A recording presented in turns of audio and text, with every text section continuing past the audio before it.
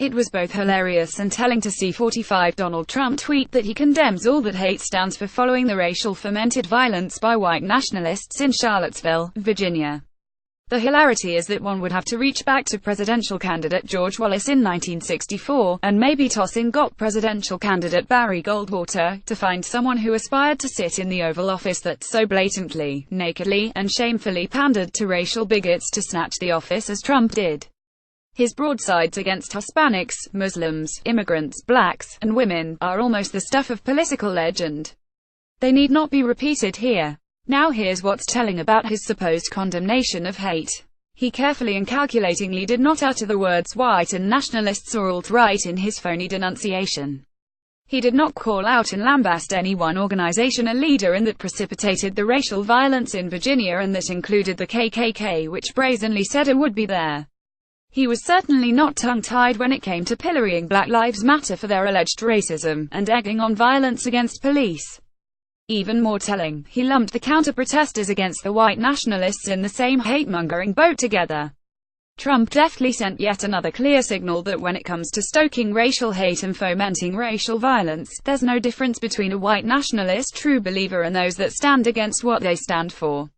Then again, Trump is just following a well-worn template that the GOP has used for ages when it comes to a racist crack, dig, slur, or in this case a racist, and very violent, march by white racists.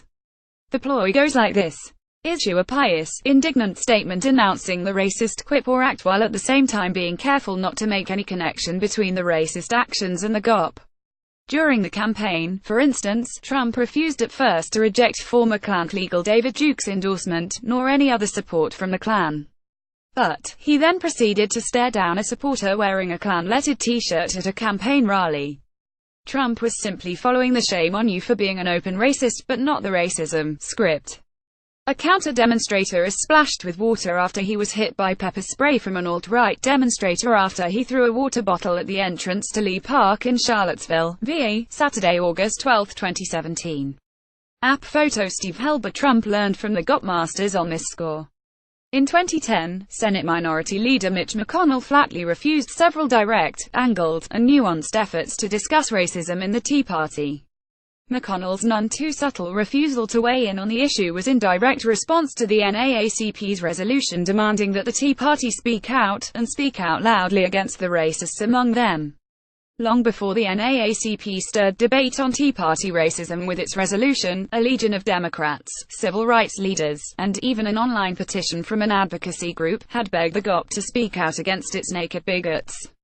No go. The GOP would cut its throat if it denounced its racists and racism, and really meant it. The shouts, taunts, spitting, catcalls, Obama as Joker posters, N-word slurs, Confederate and Texas Lone Star flag waved by some Tea Party activists, and the deafening silence from GOP leaders during Obama's early years in office was and still very much is an indispensable political necessity for the party. GOP leaders have long known that blue-collar and a significant percent of college-educated, white male voters, who are professionals, can be easily aroused to vote and shout loudly on the emotional wedge issues: abortion, family values, anti-gay marriage and tax cuts. They whipped up their hysteria and borderline racism against the Affordable Care Act, and by extension Obama. These are the very voters that got presidents and aspiring presidents, Nixon, Reagan, Bush Sr. and George W. Bush, McCain and Romney, and an endless line of GOP governors, senators and congresspersons have banked on for victory and to seize and maintain regional and national political dominance. The GOP banks on them again in 2018 to keep congressional and state offices control. It's no coincidence that the alt-right and white nationalist movement has become big, bold, and violent in the last few years. It cut its teeth and honed its attacks on Obama. It then quickly found and latched tightly onto the move by some southern cities and states to remove the insulting and odious, racist Confederate statutes and monuments and other relics that for a century and a half have rubbed slavery in the face of the nation. Trump is no fool. He knows that politically the loudmouths who spew alt-right garbage have the quiet ear of legions, and those are the exact legions that he and the GOP count as their shock troops to maintain their political edge.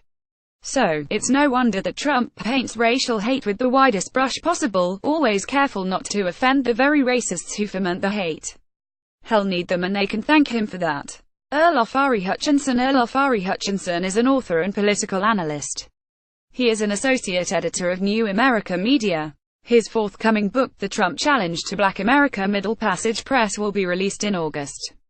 He is a weekly co-host of The Al Sharpton Show on Radio 1. He is the host of the weekly Hutchinson Report on KPFK 90.7 FM Los Angeles and the Pacifica Network.